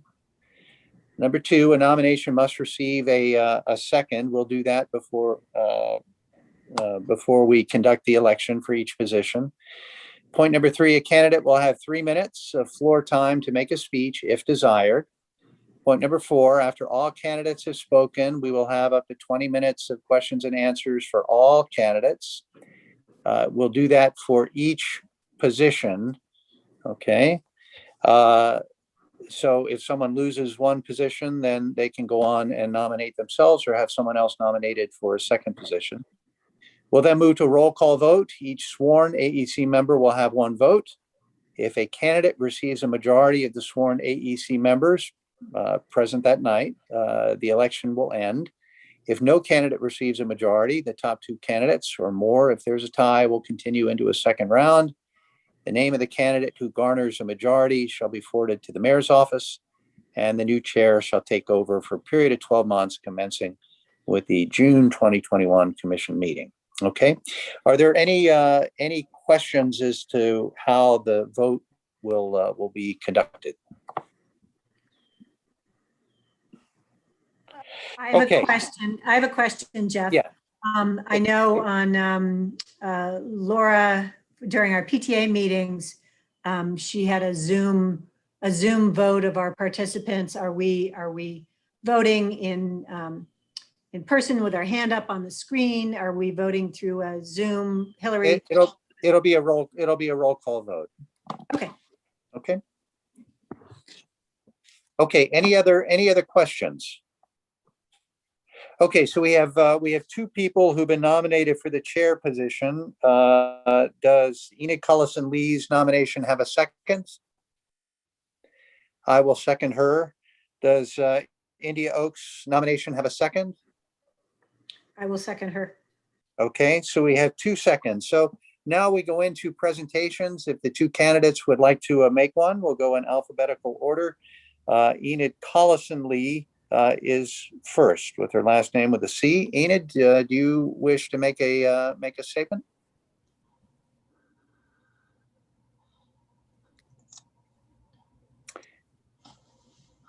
You're Pam, muted. you are muted.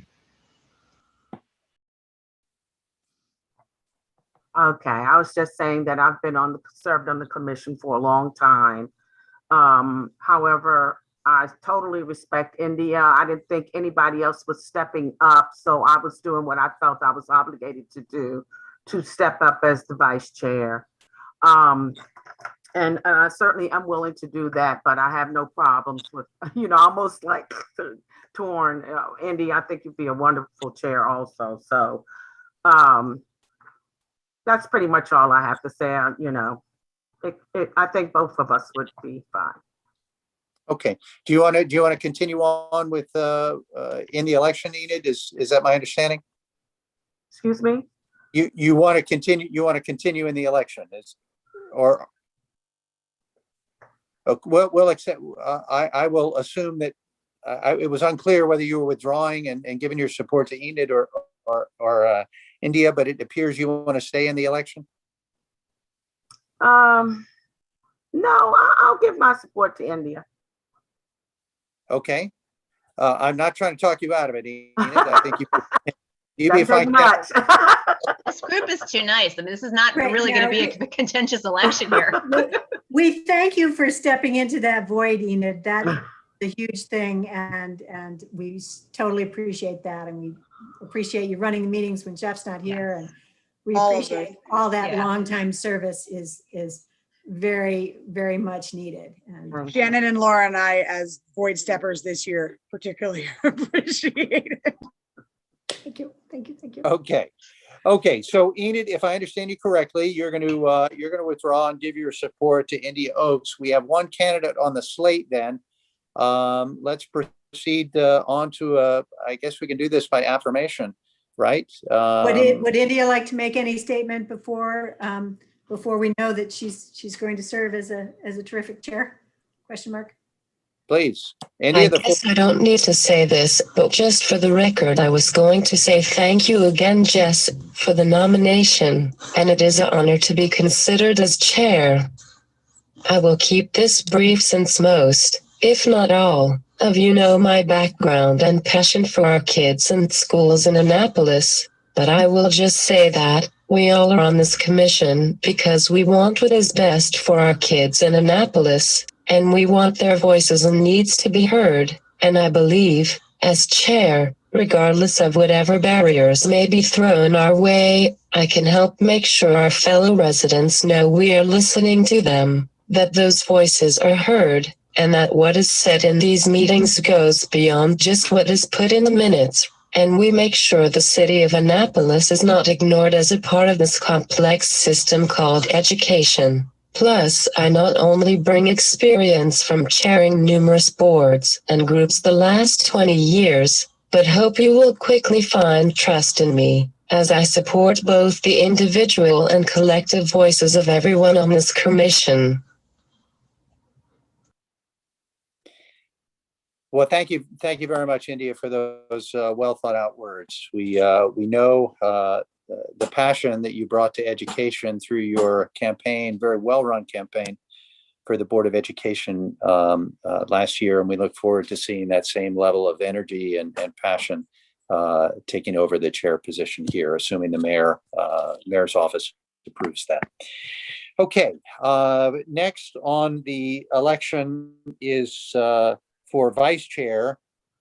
We have two people who have been identified. Ms. Laura Booth, is there a second for her candidacy? Second for Laura. Second for Laura. Okay. Is there a second for Mr. Ken Starks? Enid is raising her hand. Okay. I'm sorry, Jess, who was that? Enid raised her hand. Okay, very well. Ms. Laura Booth, your last name is before Mr. Ken Starks. The floor is yours for up to 3 minutes. It's not fair to make me follow India. Can I just say ditto?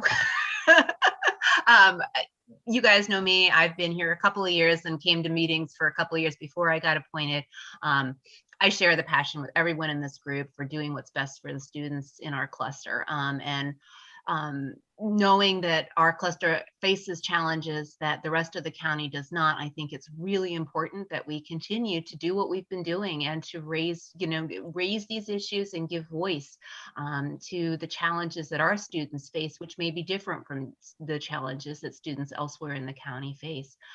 So I am happy to do whatever I can to help this group continue its work.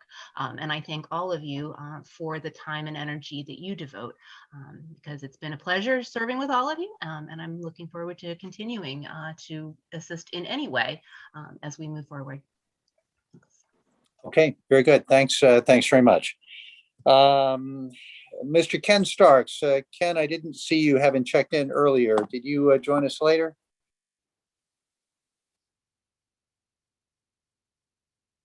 Okay, does anyone have any words that Ken gave to you to speak on his behalf tonight? Okay, if not, we'll proceed to a roll call vote. I'll go down the list right now. Ward 1, Ms. Brianna Griffin. Not there. Ward 2, Jeff McCrease. I'll go for Ms. Laura Booth. Ward 3, Enid Collison Lee. Ken Starks. Ward 4, Kayla Golder.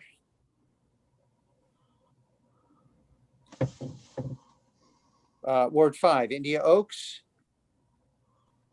I wish Kenneth was here to represent himself, and I do feel a need to have diversity in leadership, but I am voting Laura Booth.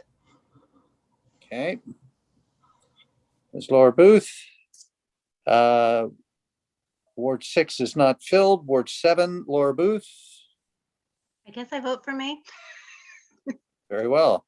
Ward 8, Jess Backler. Can I also ditto what India said on that aspect? But I will vote for Laura since, thank you. Okay. At large A, Odessa Ellis. Not here. At large B, Ms. Grace Matthews. Laura, At large C, Janet Norman. Laura Booth. And at large D, Mr. Ken Starks. And Alderperson Finlayson. Okay, I have Ms. Laura Booth winning the election. And Laura, if you would record that in the minutes, please. The next position is secretary. We have had one nomination for Brianna Griffin. Is there a second for that? Enid's raising her hand for a second. I second. Okay, there's a second. Do we have other nominations for the secretary position?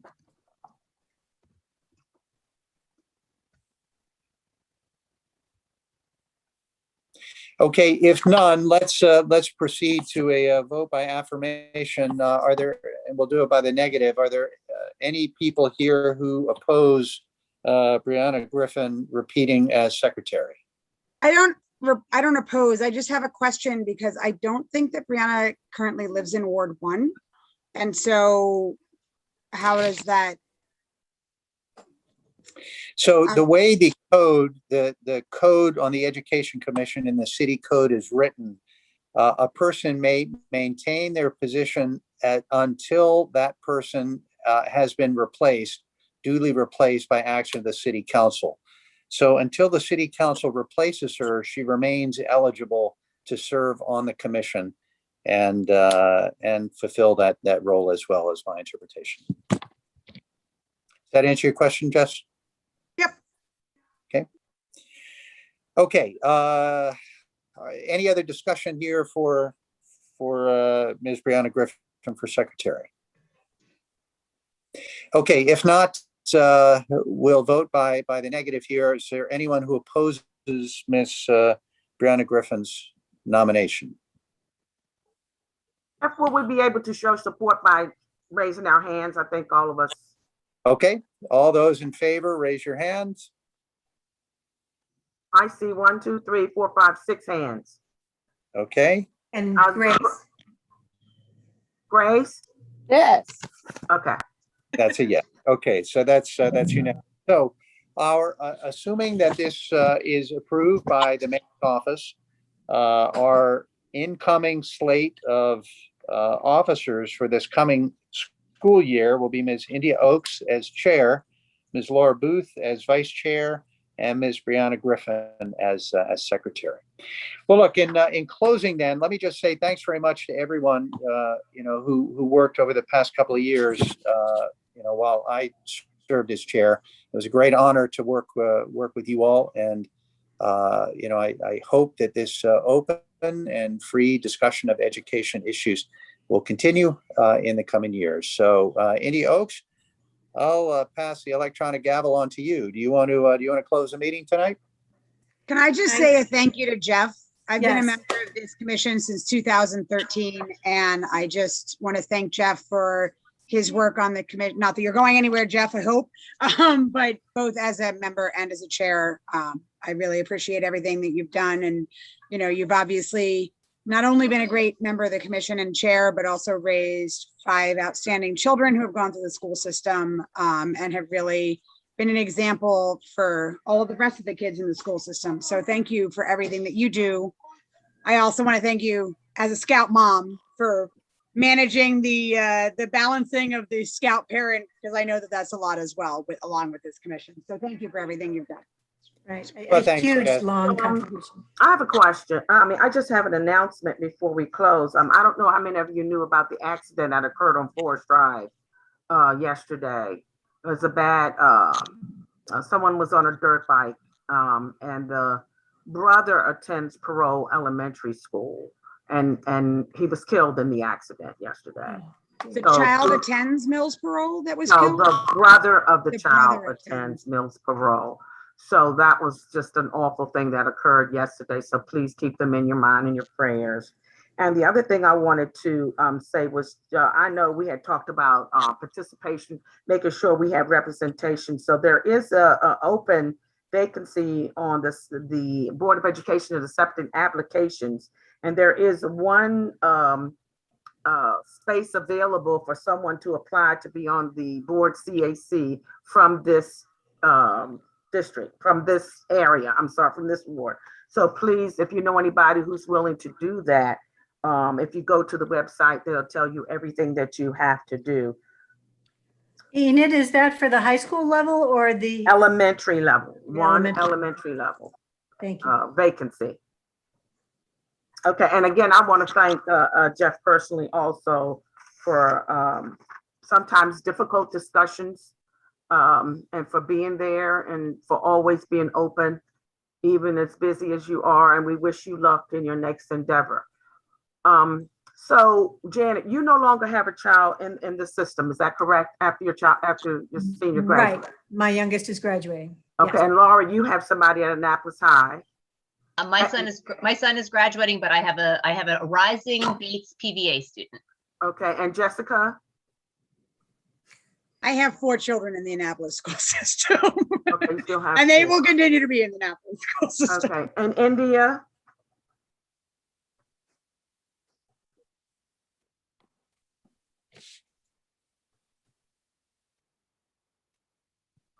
One son. Okay, I was just wondering. Now, Janet, are you going to remain on the commission? Yes, I intend to remain on the commission and also intend to help out with charting careers and other things. Okay, thank you. Thank you very much. Okay, well, thanks for your kind words, everybody. I really do appreciate it. It's been a great opportunity to work with some of the most dedicated volunteers that I've ever gotten a chance to meet with. And we don't always agree with one another, and that's to be expected. But it's important for all of us to be heard. And I hope during my time as chair that everyone feels like they get a chance to speak their mind. So with that, India, do you want to take us out of here and close the meeting? Thank you, Jeff, and everyone for a great night and great year as we navigated through the pandemic. Seeing no other business, meeting adjourned.